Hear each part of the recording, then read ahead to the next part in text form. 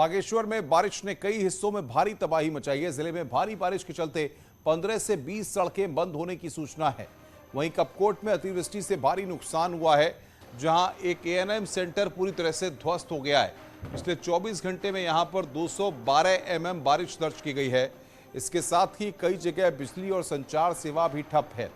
बारिश के चलते नदी नाले भी उफान पर हैं।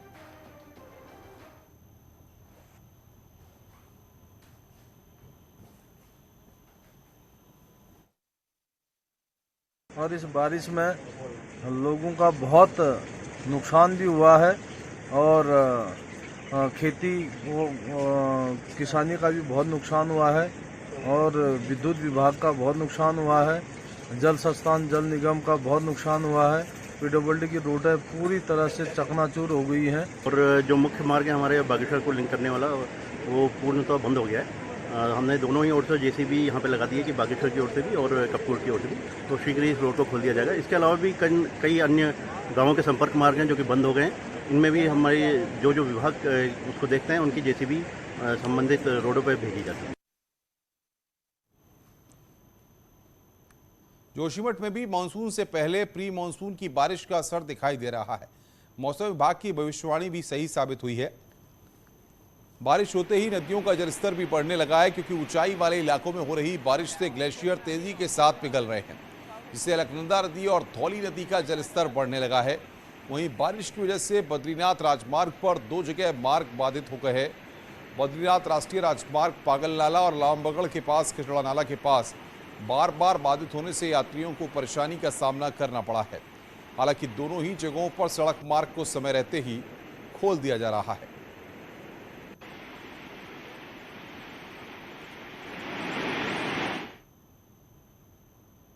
आगे बढ़ते हैं। केदारनाथ यात्रा के मुख्य पड़ाव गौरीकुंड में देर रात से हो रही भारी बारिश से सड़कों और रास्तों में पानी का सैलाब दिख रहा है। मुख्य बाजार गौरीकुंड की सड़कें पानी से लबालब भर गई हैं। ऐसे में केदारनाथ जाने वाले तीर्थयात्रियों को दिक्कतों का सामना करना पड़ रहा है। रास्ते पर पूरा गधीरा बहता हुआ,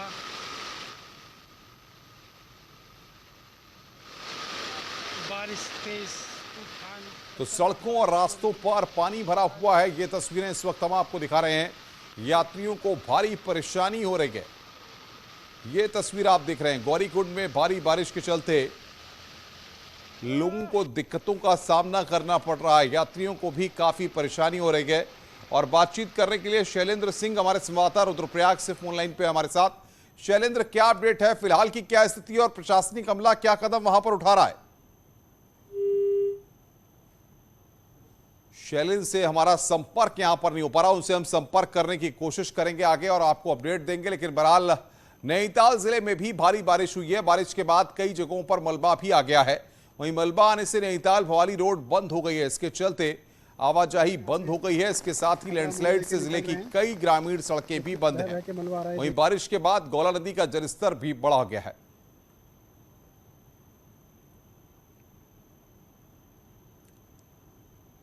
देर रात से हुई बारिश ने देहरादून नगर निगम के दावों की पोल खोलकर रख दी है। शहर की सड़कें जलमग्न हो चुकी हैं और कई क्षेत्रों में जलभराव से स्थानीय लोगों को भारी दिक्कतें होने लगी हैं। वहीं निगम में बने आपदा कंट्रोल रूम में भी लगातार जलभराव की शिकायतें आ रही हैं, जिनको दूर करने के लिए टीमें निगम से रवाना की गई हैं।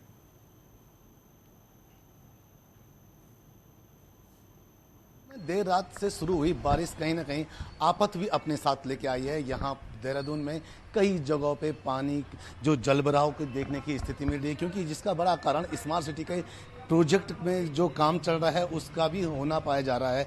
कई जगह पानी भर गया, कई नाले टूट गए हैं। अभी हम देहरादून के आपदा कंट्रोल रूम में हैं। आप देख सकते हैं कि लगातार जो यहाँ पे कॉल आ रही हैं उनको, और कई लोग हैं जो अपनी समस्याएं बता रहे हैं। अभी तक अगर हम बात करें सवेरे से 10 समस्याएं इन्होंने अभी तक यहाँ पे नोट कर ली है और 11वीं अभी यहाँ पे नोट कर रहे हैं। यानी कि लगातार शहर में जल भराव की जो स्थिति है, कई जो स्थानों पे जल भर गया है है और यहाँ से टीमों को भी लगातार रवाना किया जा रहा है। सर क्या नाम लिखते हैं आपका? सर मनीष सिंह है मेरा नाम। मनीष जी, किस तरीके की अभी जो शिकायतें आई हैं, क्या कुछ देखने को मिला है? सर अभी क्या नाम है, एक मंजूगंज में डांडीपुर में एक ना पुस्ता गिर चुका है वहाँ पर, और नाला भी गिर चुका है। हमारी नगर निगम की टीम सुबह मौके पे पहुंची भी है, वहाँ पर कार्य चल रहा है अभी वहाँ पर। कितनी टीमें हैं आपके पास जो कि जैसे कि जल भराव और इस टाइप की आपको समस्या आ रही है? लोग जैसे कि यहाँ तो जल भराव में तो 5 टीम है हमारे पास, 5 जने और सुपरवाइजर है, इंस्पेक्टर्स आवे, लेकिन पूरा नगर निगम इस समय वहीं लग चुका है हमारी टीम पे। वहाँ ज़्यादा स्थिति थोड़ी वैसी है, इसलिए पूरे कर्मचारी वहीं लगे हुए।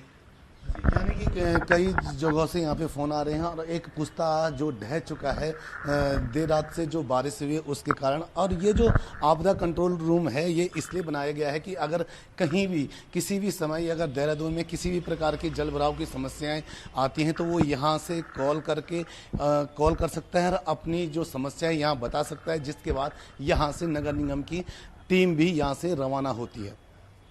अपने कैमरामैन सहयोगी दीपक उपाध्याय के साथ में सत्येंद्र वर्तवाल, न्यूज़ 18 देहरादून।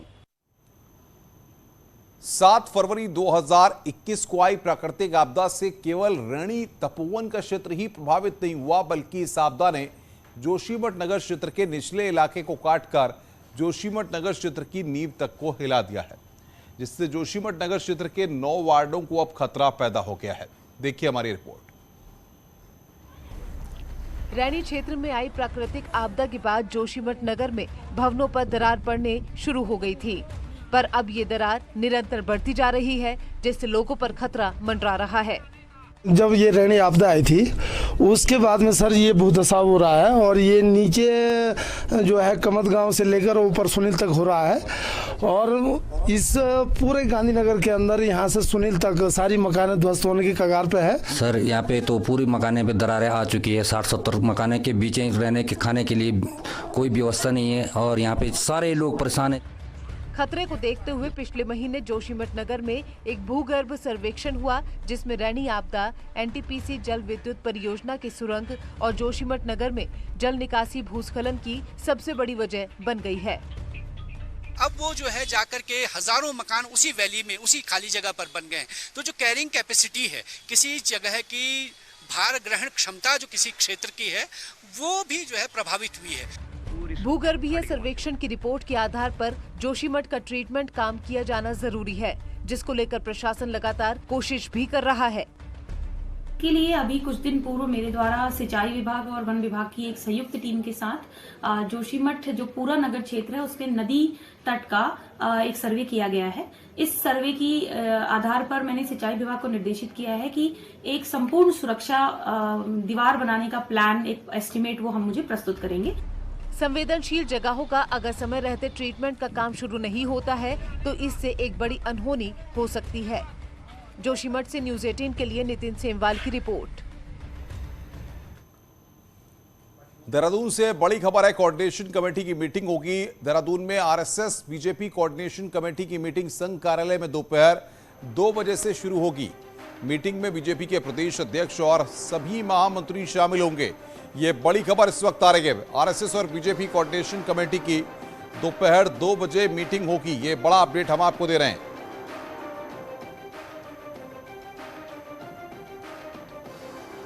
और बातचीत करने के लिए सुनील अप्रभात हमारे संवाददाता हमारे साथ जुड़ रहे हैं। सुनील, किस दिशा में ये बैठक है और कौन कौन से मुद्दों पर चर्चा होनी है इस बैठक में? देखिए अनुपम, आरएसएस उसके आनुषंगिक संगठनों और बीजेपी के बीच करीब करीब हर साल एक कोऑर्डिनेशन कमेटी बनी होती है, उसकी मीटिंग होती है। इस बार भी आज अब से कुछ देर बाद 2 बजे ये मीटिंग शुरू होनी है आरएसएस के कार्यालय में। इसमें बीजेपी की ओर से प्रदेश अध्यक्ष मौजूद रहेंगे, बीजेपी के महामंत्री संगठन अजय कुमार मौजूद रहेंगे। इसके अलावा तीनों जो महामंत्री हैं वो इसमें शामिल होंगे और इसके साथ ही संघ के पदाधिकारी भी इसमें मौजूद रहेंगे। जो आनुषंगिक अन्य संगठन है बीजेपी के, उनके भी इसमें पदाधिकारी होंगे।